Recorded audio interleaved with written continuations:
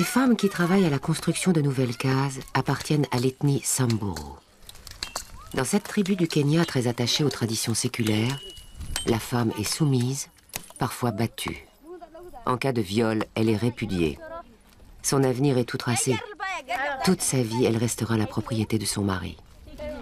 Pourtant, une femme s'est rebellée. Avec d'autres femmes de son village, Rebecca Lolosoli a fondé Umoja, qui signifie l'unité en swahili. Umoja est un village sans hommes. Il est devenu pour ces femmes leur unique espoir de survie.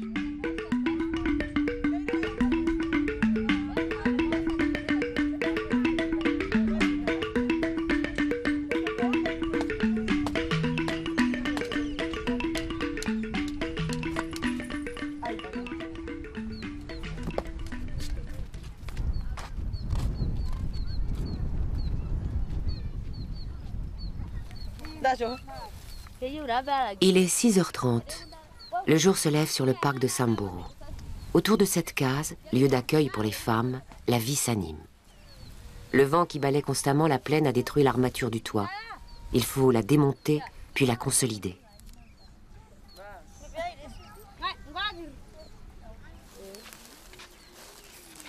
Les nattes sont soigneusement entreposées dans la réserve. Chacune d'elles représente plusieurs jours de travail. Il faut en prendre le plus grand soin.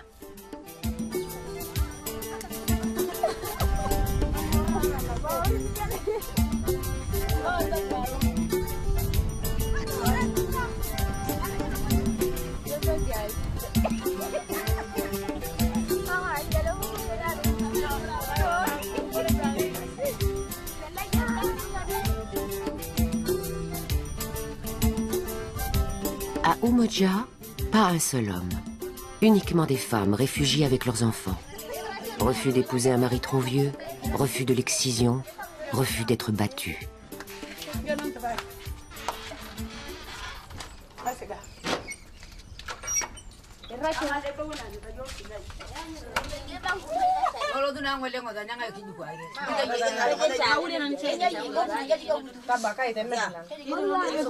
La réunion matinale est devenue un rite à Umoja et un moment privilégié. Les femmes se retrouvent pour boire le thé. Elles parlent de leur vie passée afin d'exorciser leurs souffrances. Ce moment renforce le lien qui les unit toutes. L'ambiance est plutôt décontractée, le besoin de réconfort est grand.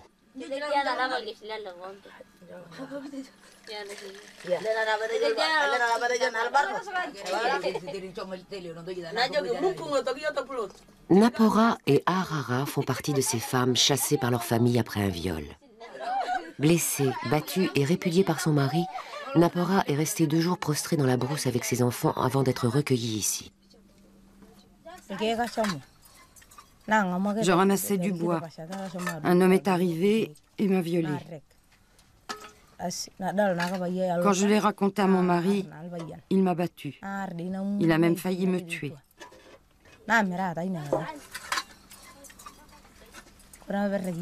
Ensuite, il m'a chassée de la maison. Voilà comment se comportent nos maris. Ils nous battent et ils nous répudient quand on nous viole. Arara a subi le même sort. Avec Napora, elle fait partie de ces centaines de femmes kenyanes violées par des soldats britanniques en exercice dans le pays. Répudiée, elle se retrouve sans rien et sans avenir. Beaucoup tentent d'ailleurs de se suicider. Je hais cet homme qui m'a violée. J'ai beaucoup souffert à cause de ce viol. Je ne cesse de penser à lui, à toutes ses souffrances. Mais ma vie est bien meilleure depuis que je vis ici.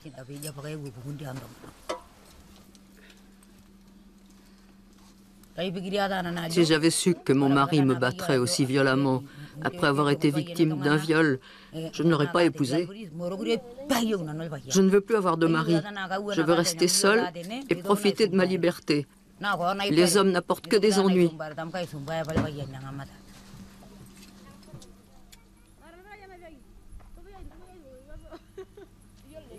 Selon un rapport d'Amnesty International, 1400 viols ont été recensés depuis 1965, dont 650 impliquent des soldats britanniques et font l'objet d'une procédure en Grande-Bretagne. Ils sont tous restés impunis à ce jour. Sur les 48 femmes présentées à Umoja, 35 ont été victimes de ces viols. 7 autres ont été violées par des Kenyans. Ces moments d'échange permettent aux femmes de parler de leur passé et de se reconstruire. Rebecca, elle-même victime d'un viol, est d'autant plus attentive à la condition de ses compagnes.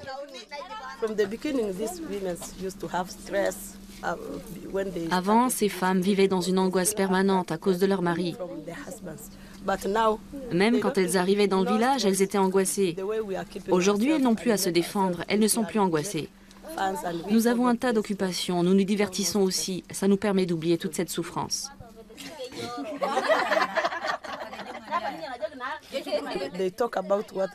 Quand nous nous racontons ce que nos maris nous ont fait subir, nous en rions. On parle de ce qu'ils ont fait ou de ce qu'ils ont dit, les reproches qu'ils faisaient, et nous éclatons de rire.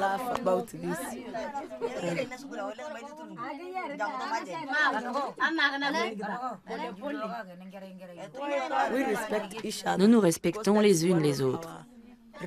C'est une règle dans le village. Nous devons nous respecter. Même quand l'une de nous commet une faute, on ne crie pas. On lui explique poliment ce qu'elle a fait de travers. Nous ne crions jamais. Nous nous respectons, nous restons polis.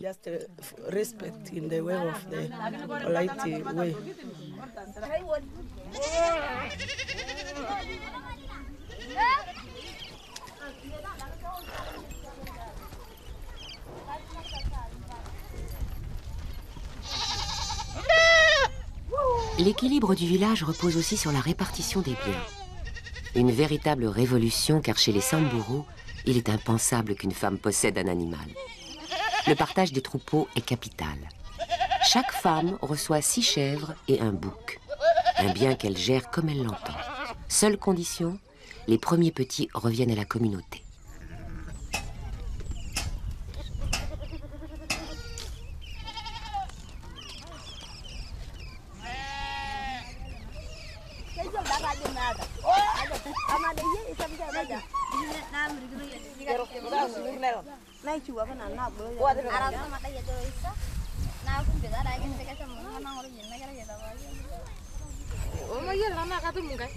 Margaret est arrivée il y a un an avec ses 2 enfants. Elle a été répudiée par son mari après avoir été violée par un soldat britannique. Aujourd'hui, elle est l'institutrice d'Umoja. Elle est également l'intendante du village et procède au partage. Les femmes lui demandent conseil lorsque Rebecca est absente.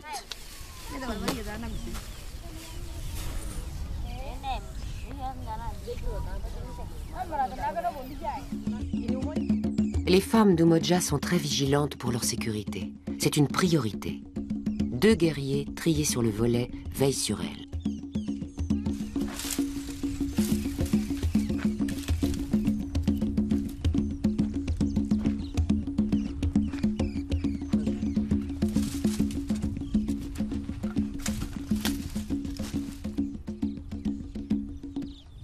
Mohamed est l'un des 2 gardiens. Âgé de 26 ans, il vit en dehors du village mais vient tous les soirs faire ses rondes. Chaque jour, la palissade est inspectée minutieusement.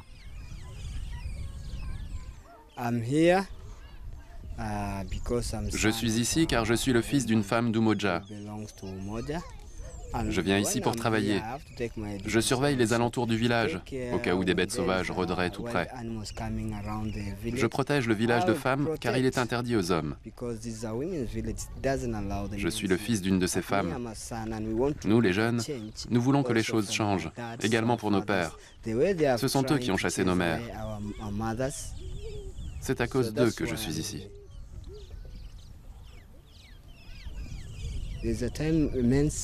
Un jour, un homme est arrivé et il a battu une femme. C'était son ex-mari. Il l'a battu exactement ici. Je me trouvais là-bas et je me suis précipité pour le chasser. Elles ne veulent pas ce genre de violence. Je l'ai donc chassé. Je n'aime pas qu'on maltraite les femmes. Ces gardiens sont là depuis 6 mois.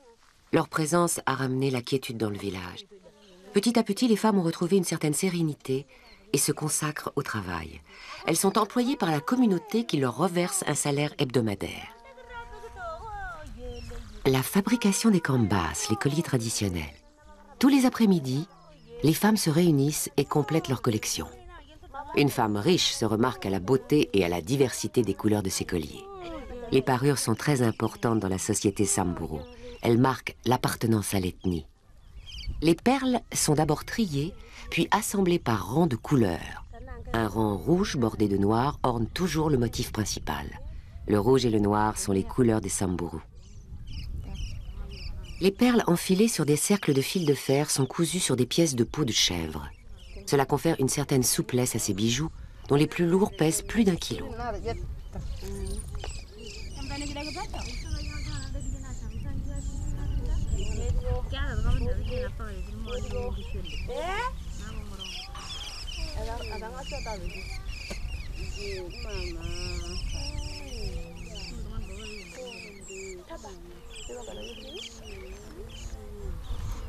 Cette production sera vendue aux touristes qui viennent régulièrement visiter la région. Le tourisme est l'unique source de revenus directs pour le village. D'ailleurs, les femmes ont bien compris l'importance des étrangers qui logent dans les rares hôtels de la région.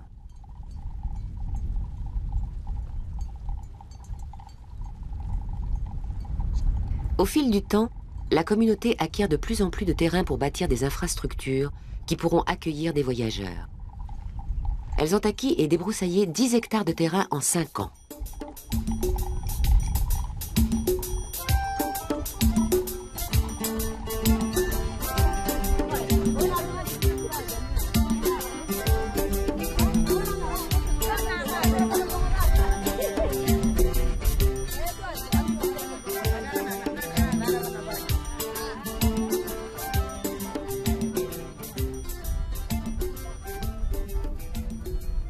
On construit une case, la première d'un camp touristique qui en comportera 10 au total. Il y aura aussi un restaurant et des sanitaires. Le site s'appellera Oasso Camp, comme le nom de la rivière. Ce projet verra le jour à la force de leurs bras.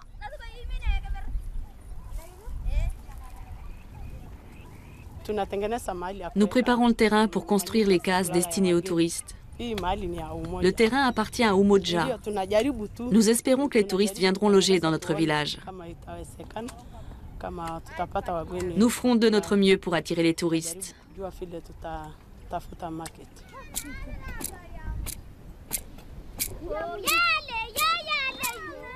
7 heures de travail par jour. La tâche est très pénible en l'absence de toute aide mécanique. Tout se fait à la main ici. La sécheresse de ces dernières années fait empirer les choses.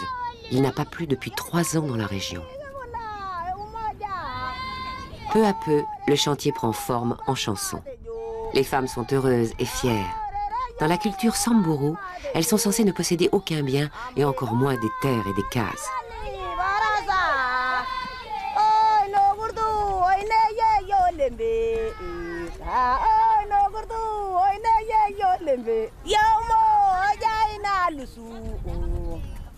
Rebecca sait depuis longtemps que l'éducation est la seule voie vers l'égalité et qu'elle est la seule porte de sortie pour les nouvelles générations. L'école d'Umoja est donc gratuite. Elle est aussi ouverte aux enfants d'autres villages.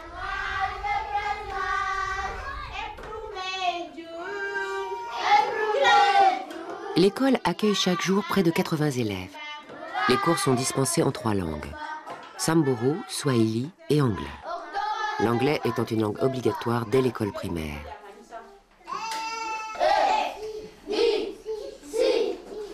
Au Kenya, après l'indépendance, l'anglais est resté la langue officielle de l'administration.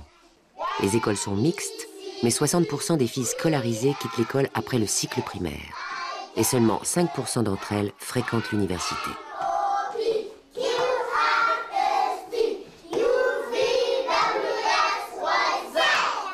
Margaret est issue d'un milieu très pauvre. Elle n'a suivi que l'école primaire. Aujourd'hui, elle transmet son savoir. La classe d'Umoja comprend plusieurs niveaux. Dans quelques mois, une seconde institutrice rejoindra Margaret pour assurer les cours aux plus grands.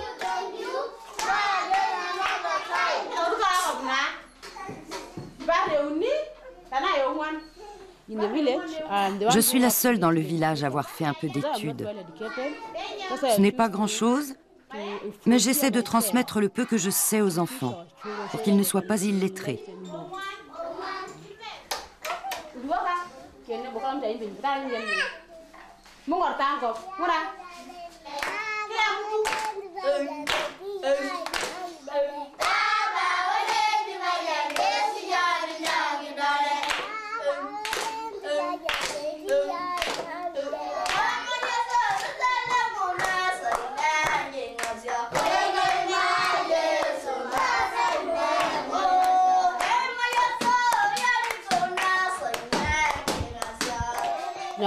Dans notre culture, quand une fillette atteint l'âge de 4 ans, sa maman lui apprend à enfiler des perles, à préparer les repas et à aller chercher de l'eau. Et quand elle atteint 12 ans, on la marie.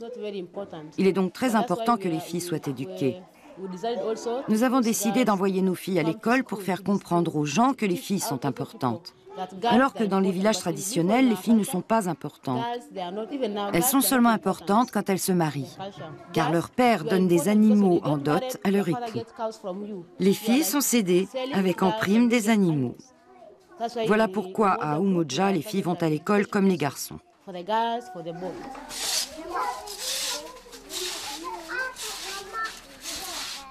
Comme dans toutes les écoles du monde, la récréation. À Umoja, un moment privilégié pour inculquer aux filles et aux garçons respect mutuel.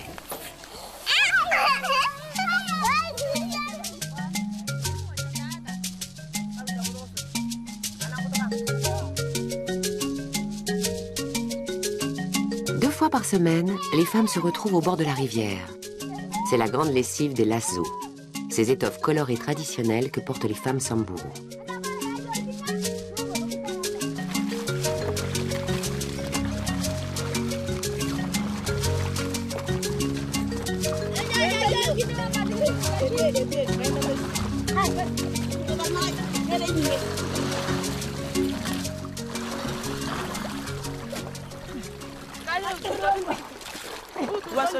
Cette rivière s'appelle Wasso. Nous nous sommes donné le nom de cette rivière. C'est ici que nous lavons nos vêtements et que nous faisons notre toilette. Nous buvons aussi son eau.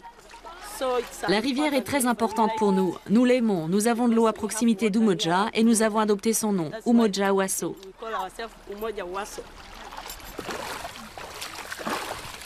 Une fois leur tâche terminée, les femmes s'ébattent dans la rivière. Le bain est plutôt surprenant. Les femmes chantent pour éloigner les crocodiles de la rivière.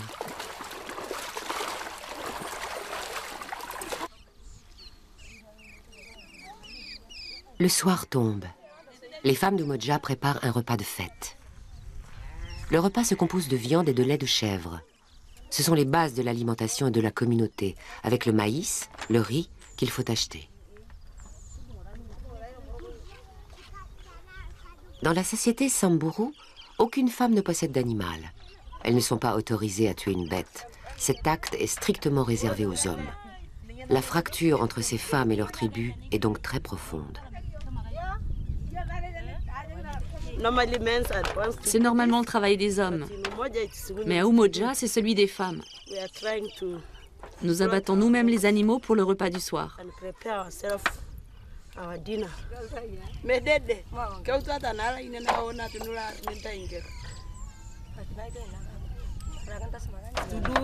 Les chèvres sont très importantes pour les cérémonies.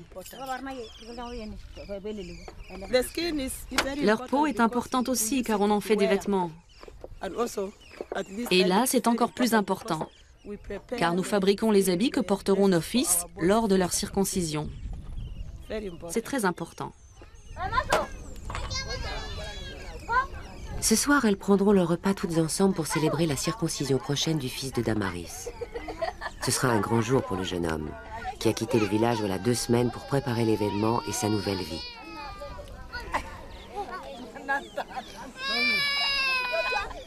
Mohamed, comme presque chaque soir, vient prendre la relève.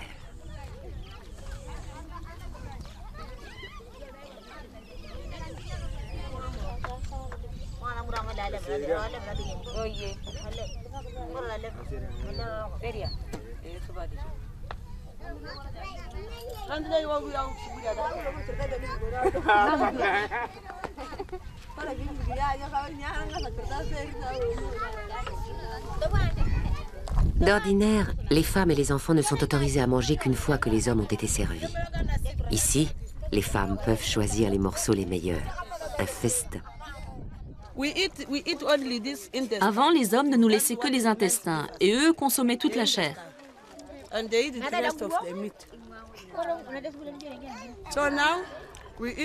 Maintenant, nous mangeons toutes les parties de la chèvre ou de la vache que nous abattons. Nous mangeons tout ce dont on nous privait avant, même la tête. Nous n'avions pas le droit de la manger. Nous tuons et consommons entièrement les animaux comme le font les hommes.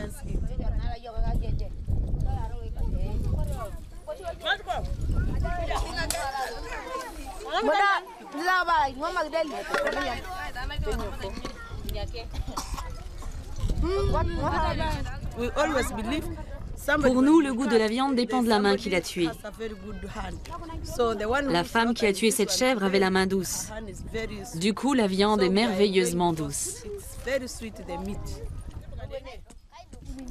Quand nous disons que nous mangeons comme les hommes, c'est parce que nous mangeons la viande rouge. Ça nous fait bien rire parfois.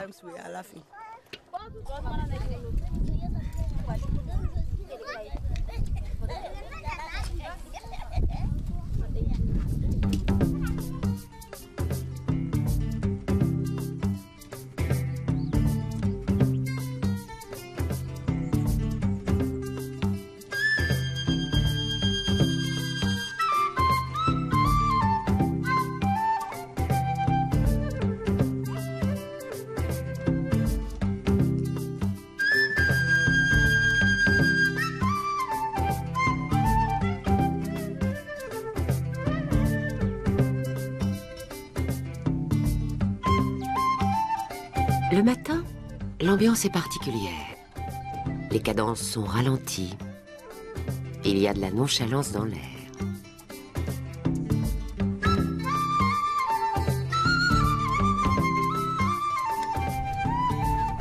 On s'occupe des tâches ménagères, de la préparation du petit déjeuner.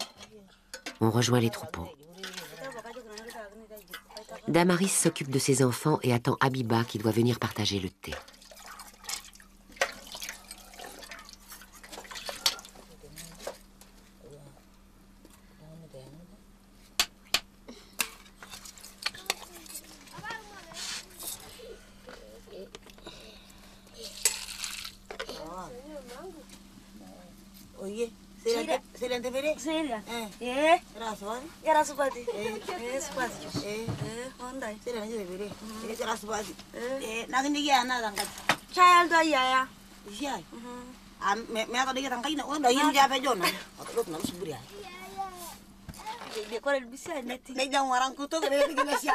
Damaris et Habiba sont très proches.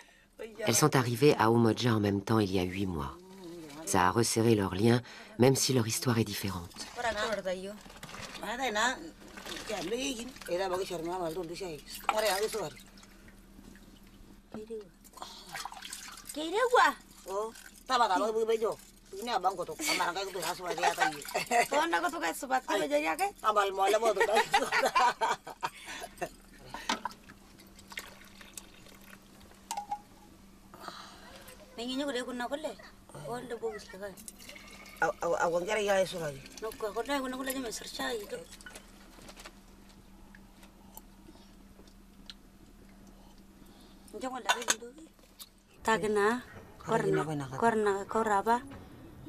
On m'a mariée avec un homme âgé.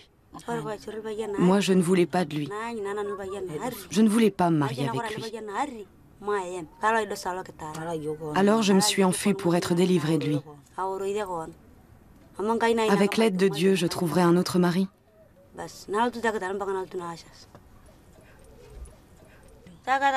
Je me suis enfuie et je suis arrivée dans la ville d'Archer Post. Je ne sais plus comment. Je pense beaucoup à ça.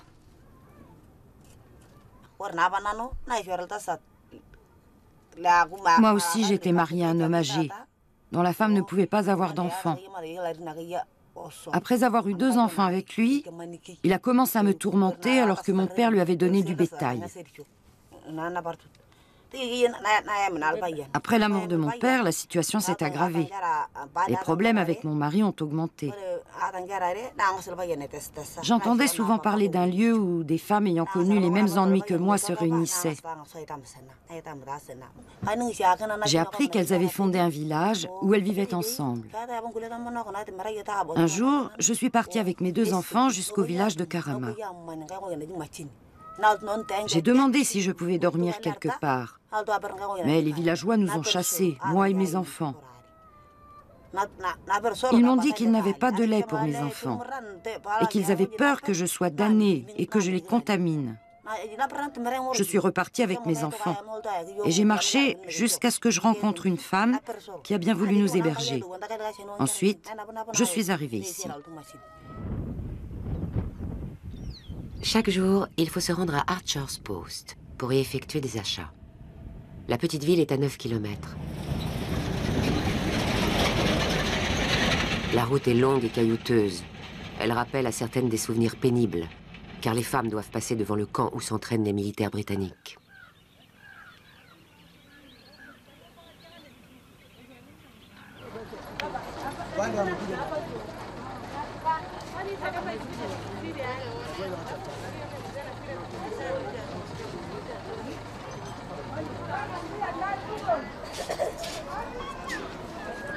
Les femmes d'Umoja sont rejetées.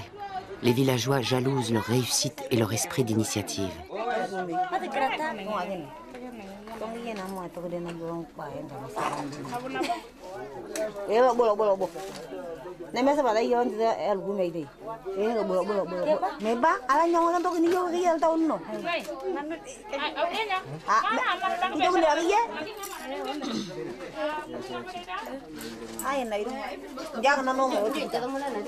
Les insultes sont monnaie courante, de même que les agressions physiques.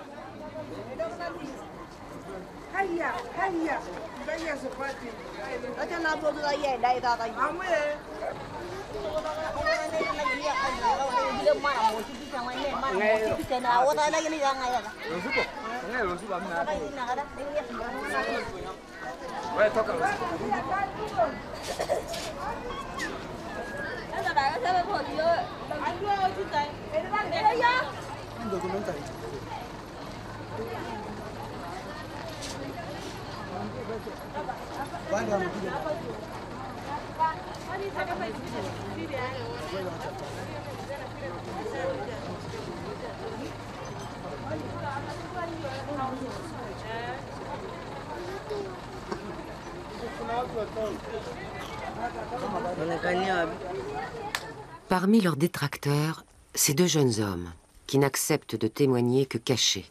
Ils redoutent les représailles.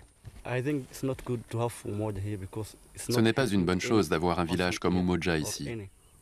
Cela ne profite à personne, surtout pas à la communauté.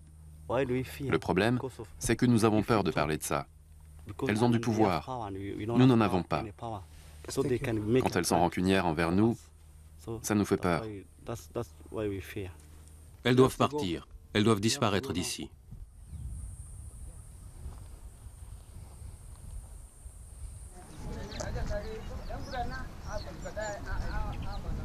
Il y a 1 an, les hommes d'un village situé à 2 km d'Umoja ont décidé de copier l'initiative de ces femmes qui font tant parler d'elles. Ils espéraient que les touristes viendraient en masse. Ces 35 hommes ont tous abandonné leur épouse. Ils craignent que leur femme, souillée par un blanc, soit atteinte du sida, croyance Samburu selon laquelle seuls les blancs transmettent le virus. Ces hommes ont gardé les enfants et essaient de les élever. Pourani est dans ce cas. Il a chassé sa femme après qu'elle a été violée par un soldat britannique. Aujourd'hui, il élève son enfant seul.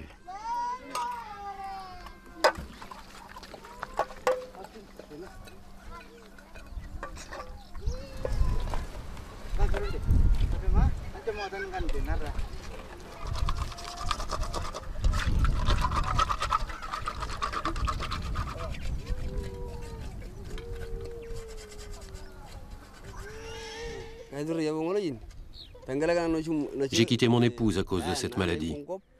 Je me suis rendu compte que je n'avais aucun avenir avec elle. Aujourd'hui, je m'occupe de notre enfant. C'est la chose la plus importante pour l'instant. Nous avons nos propres problèmes. Nous ne voulons pas de ces femmes. Mais nous n'abandonnerons jamais nos enfants.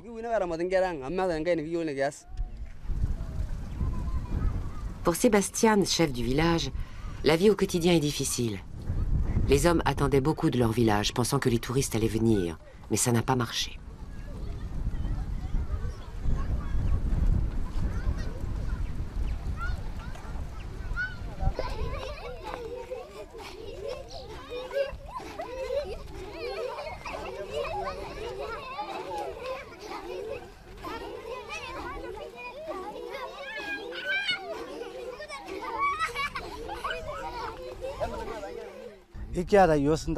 Nous avons des amis auxquels nous rendons visite quand nous en avons envie. Après, nous revenons auprès de nos enfants. Nous ne voulons plus de nos épouses.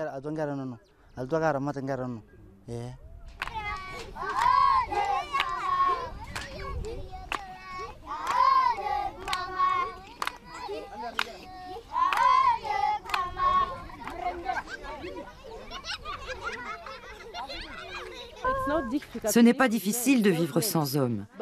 Quand on vit avec un homme, on n'a que des problèmes. Ils te font sans cesse des reproches, ils te maltraitent, ils t'insultent sans arrêt. Vivre sans homme, ce n'est pas difficile. La vie est plus agréable. On n'est pas contrôlé, on n'est pas accusé à tort, personne ne nous donne l'ordre de faire à manger ou autre chose. Personne ne nous frappe sans arrêt. Nous sommes heureuses comme ça.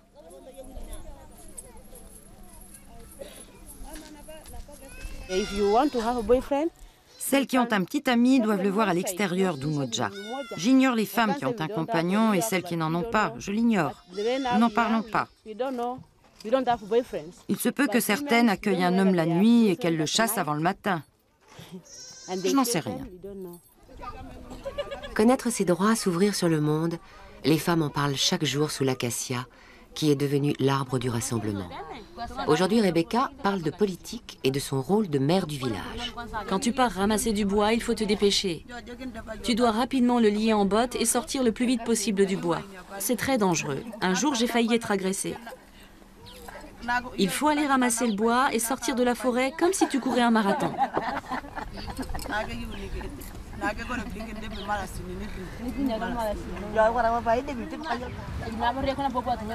À 350 km de là, Nairobi, la capitale du Kenya. 6 millions d'habitants vivent ici. C'est ici que se prennent toutes les décisions importantes concernant le pays, y compris celles relatives à la condition féminine. Nairobi est aussi le siège d'Afrique de Madré, la structure qui soutient Umoja depuis 7 ans. Lucie Moulenkai en est sa représentante. Son rôle, aider à mettre en place sur les terrains des structures d'accueil et d'éducation. J'ai confiance en Umoja et en ses dirigeants. Elle constitue un exemple pour notre communauté. Nous y avons conduit des femmes d'autres ethnies nomades pour leur montrer que les femmes peuvent parfaitement se débrouiller seules. Les femmes d'Umoja sont très déterminées, très critiques. C'est extrêmement important. Même celles qui ne sont jamais allées à l'école essaient aujourd'hui de parler quelques mots d'anglais, ce qui fait qu'on les écoute quand elles participent à des rencontres. Nous n'emmenons pas que Rebecca. Nous emmenons aussi d'autres femmes du village, afin qu'elles apprennent et qu'elles aient la possibilité de partager leur expérience avec d'autres Kenyanes.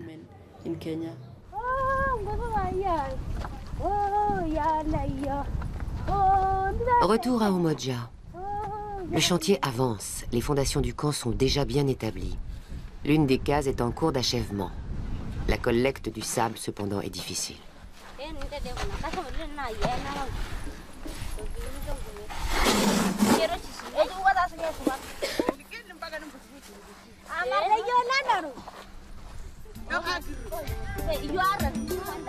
Le sable n'est de bonne qualité que près de la rivière. Les allers-retours sont incessants et pénibles, mais c'est ainsi. Le développement économique de la communauté passe par ce projet majeur. Rebecca montre l'exemple. Il est important d'aller jusqu'au bout, car le succès de l'opération et l'obtention d'une aide gouvernementale dépendent de la qualité de la finition. Le gouvernement soutient le développement écotouristique du pays. Rebecca a rallié à sa cause quelques hommes qui travaillent avec elle. Tous vivent dans le village voisin situé à 2 kilomètres.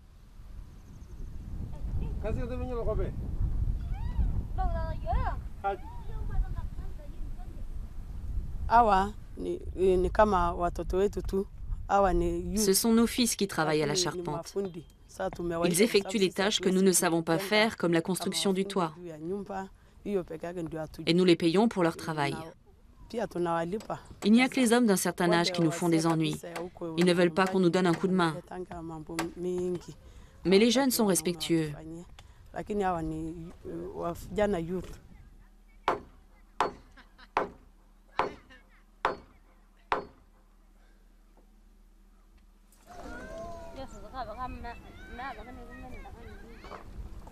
Il est capital de veiller à l'entretien du village, surtout des toitures. Elles sont fabriquées en déjection de bétail. Elles sont isolantes et protègent bien l'habitat. Seul inconvénient, elles sont fragilisées par les insectes qui s'en nourrissent. Nadera participe à la réfection des toitures. Cette jeune femme est arrivée ici après avoir refusé le mariage avec un frère de son père.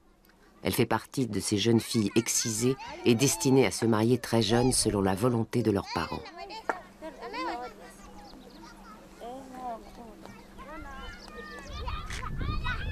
« 95% des fillettes Samburu sont ainsi mutilées.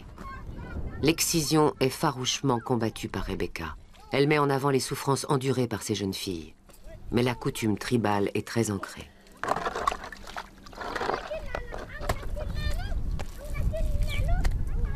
De jeunes femmes arrivent ici, refusant la vie tracée par leur famille. Nadera a 14 ans. Elle a subi l'excision à l'âge de 11 ans. Aujourd'hui, elle a encore du mal à en parler. J'ai été excisée parce que c'est la tradition. J'ai dû accepter parce que mes parents m'ont dit de le faire. Ils m'ont dit, tu dois te faire exciser. Et je l'ai subi. Non, tu dois dire ce que tu as réellement ressenti.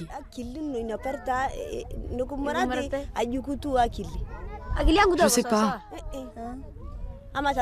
Quand tu attendais d'être excisé, t'étais comment dans ta tête? Je sais pas. C'est toi qui m'as dit à l'époque ce que je devais faire. Laisse-moi expliquer, car une jeune fille ne peut pas le faire.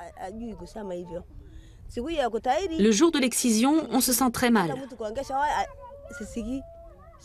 Personne ne peut te parler, on n'entend rien, on ne comprend rien. On n'a plus les idées claires, on se sent très mal. On est sous le choc. On ne sent plus rien, le cœur bat moins vite. Certaines sont excisées tôt le matin, d'autres le soir. On ne ferme pas l'œil de la nuit lorsqu'on est excisé le lendemain matin. Et après l'excision, on a du mal à marcher. On est choqué. On marche de travers.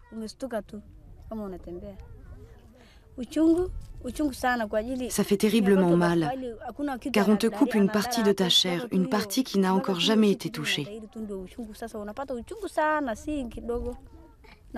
Le jour de l'excision, les douleurs sont atroces.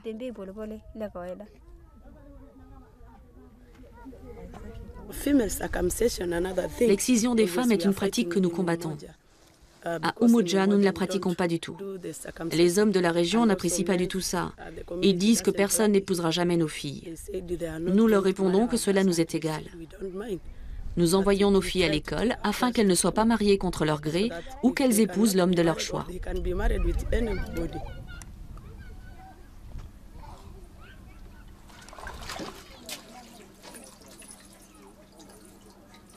Umoja attend la visite de touristes, une source appréciable de revenus. Il faut mettre en valeur les objets proposés à la vente. Les jeunes femmes viennent, chacune à leur tour, chercher leur création. Et chacune vendra ses pièces. C'est l'apprentissage du commerce. Aujourd'hui, on attend des touristes américains.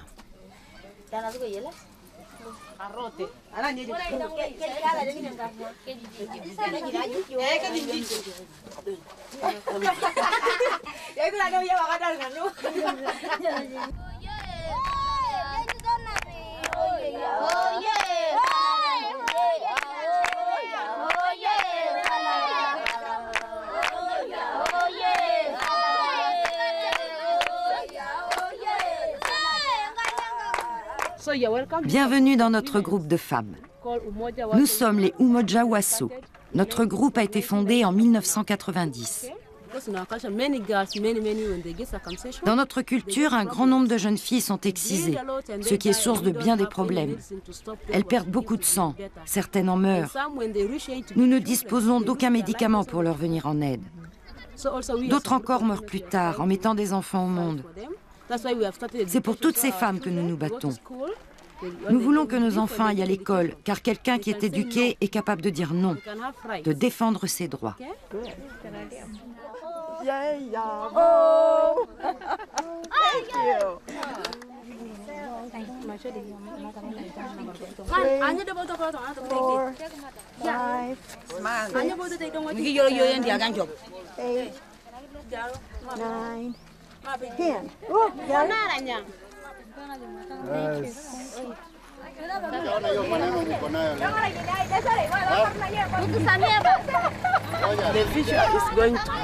L'avenir s'annonce meilleur.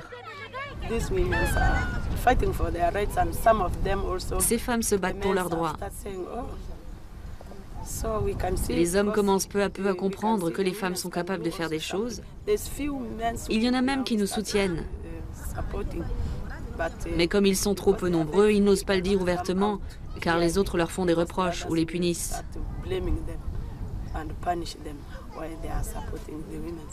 Aux hommes qui veulent nous soutenir, nous leur disons qu'ils n'ont qu'à changer leur comportement envers leur épouse. Ainsi, les autres hommes verront ce qui peut changer. C'est le meilleur soutien pour nous.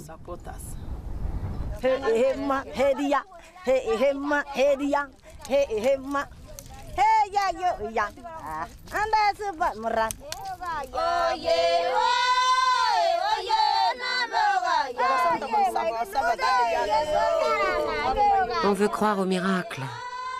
Mais il faudra encore du temps avant que les mentalités ne changent vraiment. En 2006, le Parlement kényan devait adopter un texte de loi concernant la condition féminine. À ce jour, rien n'a été fait. Mais la détermination des femmes d'Umoja montre que la femme africaine change et qu'il faudra désormais compter avec elle.